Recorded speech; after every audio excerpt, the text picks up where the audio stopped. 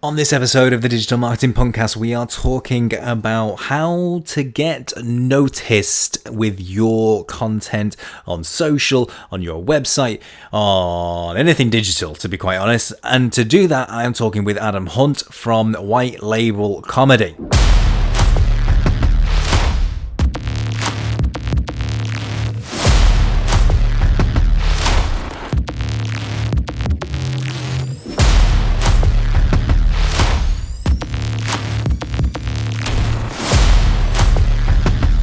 The Digital Marketing Punkcast.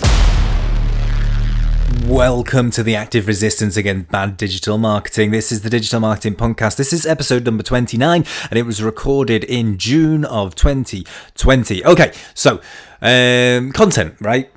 We all have to write content. We all have to make content. We all have to produce stuff on social media, on our websites and all this kind of stuff. But you know what really grinds my gears? The fact that a lot of content that we produce is just noise, right? It's just things that we want to say. It's just cold-hearted sales messages. And the fact is that one of the key mistakes is that we don't understand and get our audience. And our audience sometimes want to be engaged and they want to be entertained. So I thought on this episode of the Digital Marketing Punkcast, I will talk to Adam Hunt, who owns and runs and is part of White Label Comedy, which is a company which provide a service of basically a hive mind of comedians and writers who will produce that content for you on your behalf that will engage and your audience how you would like them to be engaged with and how they would like to be engaged with. So I hope you enjoy this interview with Adam Hunt from White Label Comedy. Okay, here with me I have Adam Hunt from the White Label Comedy Company. Adam, how you doing? Yeah, not bad, all good. Good. Now, I've invited you on today because you have you essentially, your job is amazing because you essentially just sit in a sort of room, well, not a room at the moment, in a Zoom call full of comedians and just talk and sort of spit out ideas all day, every day. Is that not your job? Do you know what? I'm not going to lie. I seem to have built a pretty fun world for myself. Yeah. It's not a bad place to be. That's for sure. They're hard to control, but it's a fun world to work in. It's a monkey cage, I can imagine, in some cases. Yeah. Now let's explain what you do. So, well, why don't you do that yourself? Introduce yourself. What is it that you do exactly? Why not? All right, look. So, why not? White Label Comedy is basically it's a company that evolved out of the two halves of my own career. Half of my life has been as a TV producer. Half of my life has been working in advertising and branded content. On the TV side, when you're lucky, you're swimming in comedy writers and they're helping you make a script funny. When you're not lucky, you're on your own. But either way, maybe half of that world was fun.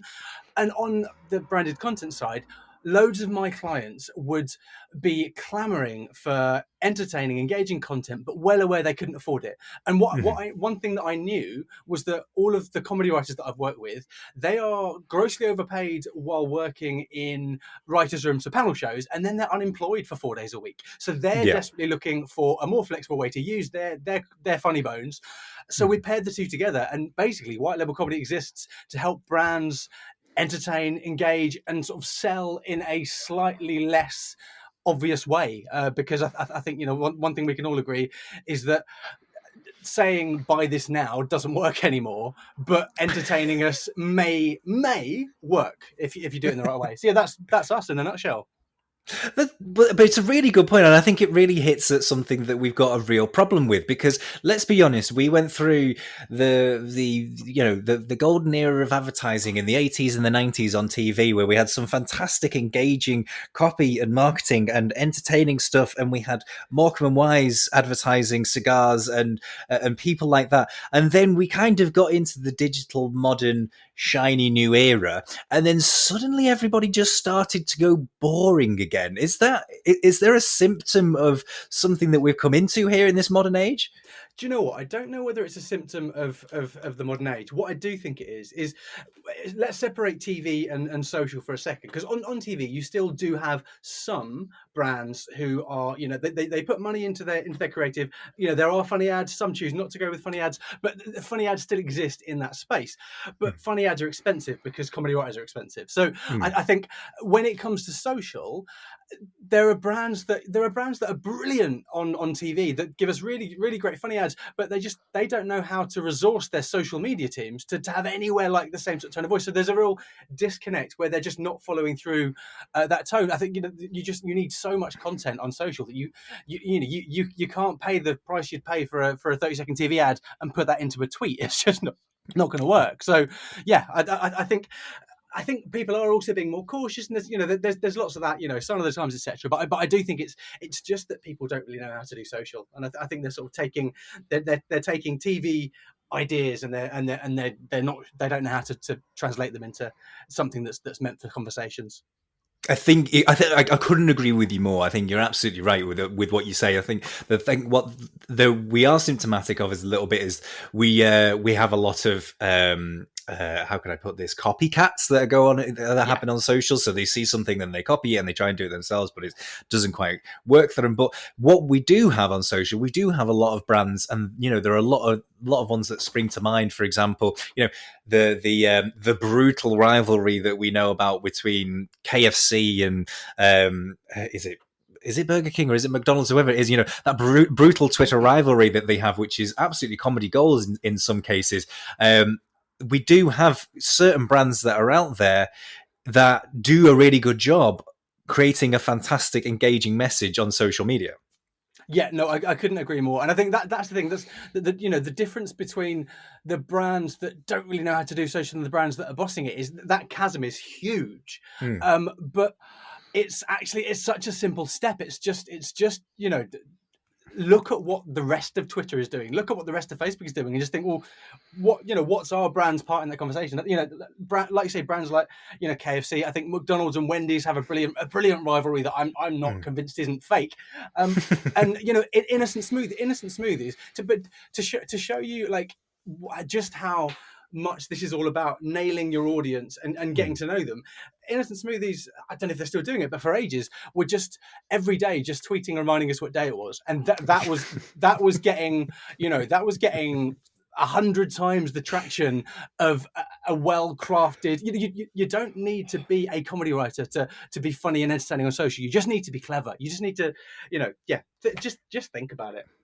Absolutely. Let's draw this back, because I think you are right. There's a massive chasm between certain brands that do and don't do this, and I think there is a missing trick to be had. And I think some people are worried or scared that the people that do this are they're the big brands that do this, and I'm going to need.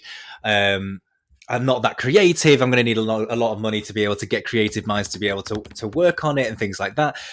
However, really, where we live in a social world, we don't need big bucks to be able to think in that way. But in order to strip it back, is there not an argument to be said that you need the right brand to be able to sort of carry this message across? For example, I can't see Co-op Funeral Care trying to carry this brand, trying to carry this message, because they're not going to carry it. I think what's important is that you always start with your audience. Now, if you're trying to sell a hearse and a coffin, then the levers that are going to move that audience into action probably aren't based in the sort of sense of humor you can bring to the table. But it doesn't mean there isn't humor that Co-op Funeral Care could deploy. It's a great example.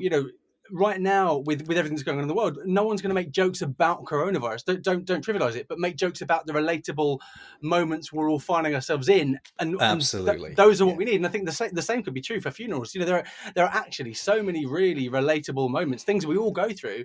And we're British. We love gallows humor. I think that Co-op Funeral Care could pull it off with the right team behind them. Obviously, that's the other thing is do it wrong, and you're on a hide into nowhere. I think Yeah. that what recently what one brand that's really stuck out as doing committing the cardinal sin as far as I'm concerned, which is just trying to be funny without having decided either what you're going to say or even how to think about who your audience are, is Snickers posted this tweet the other week that was just so it was they sort of mashed the keyboard and it was like straw poll, Welsh town name or something, and I found it funny, but it had nothing to do with them. It had nothing to do with their audience. It was a really poor choice. So long as you start with what's my message and then work out from there and go, sometimes the message can just be we're funny. So, but you need to have had that two-stage process. What is the message? All right, who's our audience? How are we gonna engage them? I think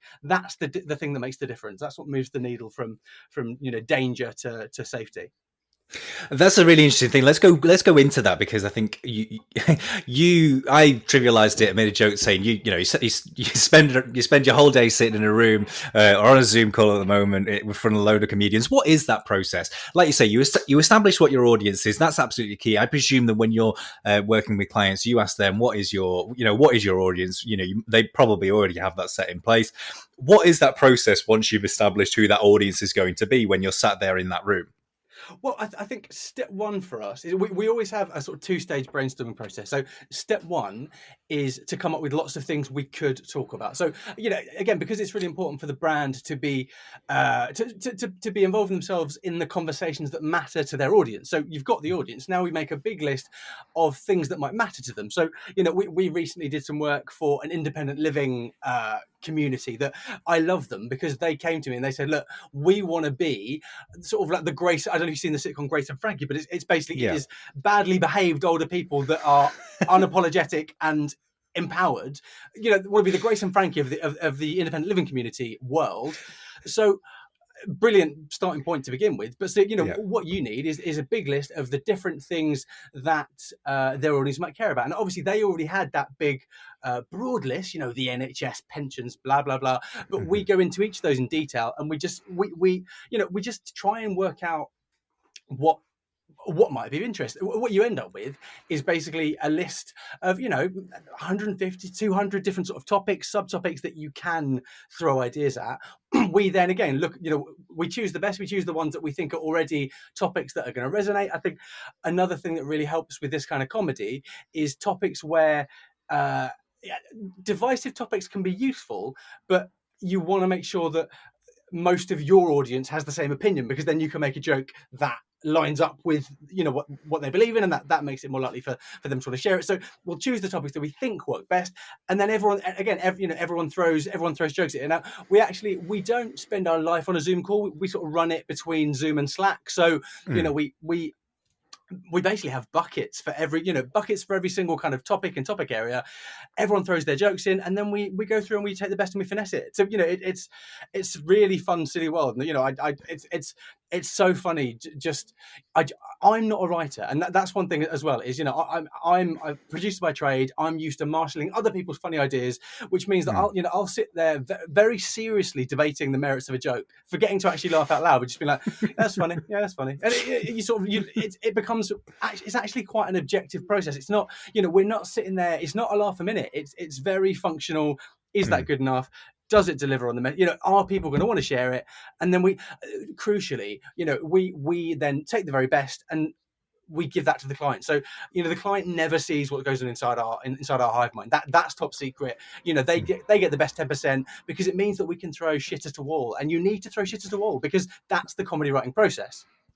Absolutely, and you know what? It's really interesting. First of all, first point to say, if you haven't watched Grace and Frankie, anyone listening, you should. It's one of the best comedies on TV at the moment. It's absolutely phenomenal. The other point was, I've been recently listening to the Scrubs podcast with Zach Braff and Donald Faison, and they're rewatching all the Scrubs programs, obviously with lockdown and all that kind of thing. It's really interesting to hear when Bill Lawrence comes on, who was the showrunner at the time, when he was talking about what the writers' room was like. And it sounds like that kind of process where you're just throwing stuff, you sit there, you throw stuff, you mull it over, you write stuff down, you go over it and go over it again. And ultimately it's the showrunner / producer that sits down and goes, yeah, this is funny, that's funny, I like this, no, I don't like this, we're going to move, we can change the perspective on this joke. And it sounds like that kind of process. Yeah, do you know what? That's an analogy we've used quite a lot. We really, we do generate content like the Americans write sitcoms. I think that's the only analogy for it. And I think, it's something that it's only possible because we're remote. Yeah. We very deliberately, none of our writers are working like full time with us, and none of our writers work even a full day. It's our writers' room is designed to dip in, see what someone else has written, build on it, layer it up, crack on with your day. So we are able to get the most brain power collectively for with the least amount of input from anyone. And I think that's it sort of apes the American model, but on a very British budget for sure. Yeah, absolutely. I mean, the concept is fantastic. I truly mean it. I absolutely love it. And we're talking about it now, and I get excited about it, thinking about the possibilities, because I've got a range of clients that I work with on a day-to-day basis where I'm thinking, yes, absolutely. This audience that I try and work with for this client would absolutely in dire need of just some engaging content rather than the same old sales message tripe that they get time after time after time from the clients, say. And what is it? Is there something, data, information, stats that we know about where, if you are, and I'm sure there's been research done into this, throughout TV and all that kind of stuff, to say that if you create content which is funny, comedic, it's definitely going to engage you more than it is if you just, downright sales message. Do you know what? So my favorite stat and my favorite example, it kind of sits halfway between an actual stat with some research and then my own inferences layered on top. Because I think we've been doing lots of our own research recently, just trying to, obviously, as you're well aware, marketing ourselves is as much of an interesting challenge as anything else. So trying to get heads around it. And one stat that I really sort of really resonated was just that I think it was from a book by a guy called Mark Schaefer called Marketing Rebellion, and it's basically that in terms, if you look at the total impact of your marketing, only a third of that comes from the things that you say about yourself, and 2/3 of it comes from the things that other people say about you. Now, what I love, and this bit is conjecture, but I fully believe it, and I'd love there to be a way to back it up with stats, is when we make a joke. If you post a joke, if I post a joke, if my brand posts a joke, that is a story we're telling about ourselves. So in theory, that falls into the less effective category. But the second someone else shares that, retweets it, reposts it, they're then telling a story about us. It's not just the content of the joke, but they're saying, hey, these guys are funny. They're saying you would enjoy this, to my followers. Now, the other really important thing here is that hidden in every joke, there's a hidden truth, right? So a joke is just two things that shouldn't fit together, but you've made them fit together with a cleverly placed twist. Our brains jump a gap. We enjoy that. We get a little spark of joy. That's why jokes work. That's the really boring comedy 101. Now, if you think of it in those terms, if you can make that hidden truth about you and your brand, so the hidden truth that gives you the twist, paints your brand in a positive light, then by giving someone a joke to share, not only are they telling your story and saying it awesome, they're also sharing that bit of good news about you. But even when all you're doing is making jokes about them and their world, they are still telling the story, these guys are cool. And I think there has been mountains of research that shows that trying to sell too soon before people have been warmed up to you, aware of you, before they're keen on you is useless. It's pointless. It's a waste of effort. And I think comedy is a huge part of that process. And also, I think really crucially, comedy gives you something to say. I think lots of brands struggle. What do we post if we're not saying here's the new Diet Coke can? Like there are other things. Instantly, it gives you a way to make your brand a part of any other conversation. I think that's really powerful. Yeah, no, absolutely. I agree with you 100%. I think what an interesting point I do want to share with, want to make is, when we're talking a lot now about a B2C kind of market, what must be a struggle for you as a group of writers and yourself is when you're targeting a kind of B2B market where their audience is going to be inclusive within their own sort of clique. They're going to almost have. How do you get into that sort of inside joke, because surely that's the avenue for that kind of content. How do you get? Is that through working with the client very, very closely?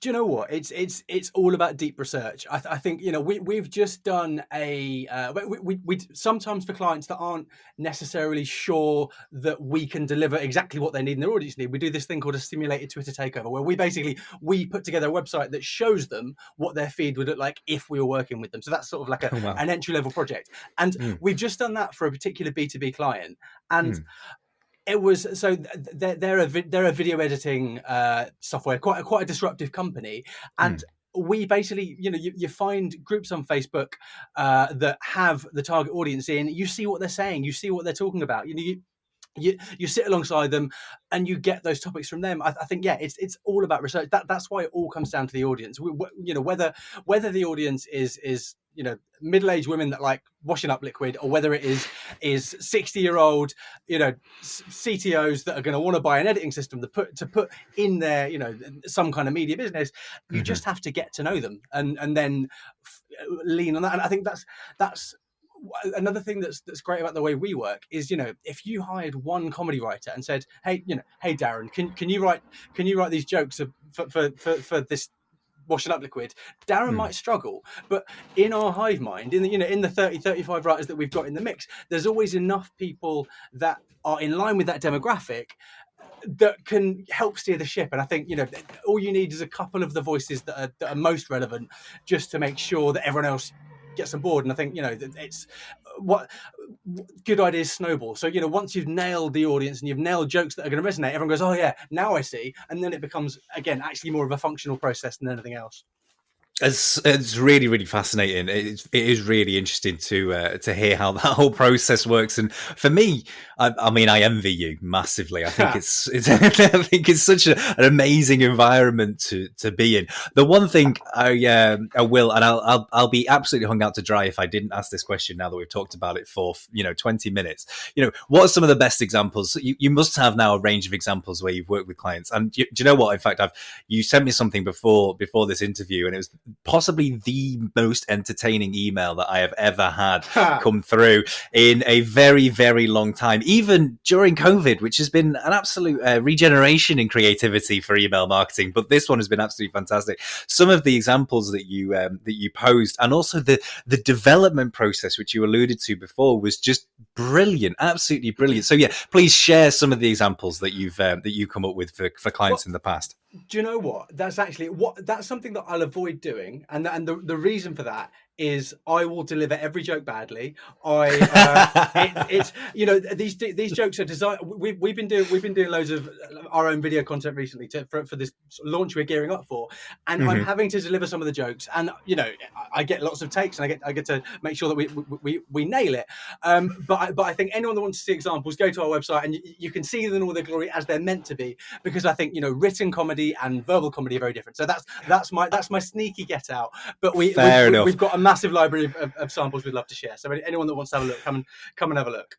That's absolutely fair enough. That's absolutely the right thing to do if in that case, in that scenario. And I'm almost feel guilty for asking you in the first place. Don't you worry.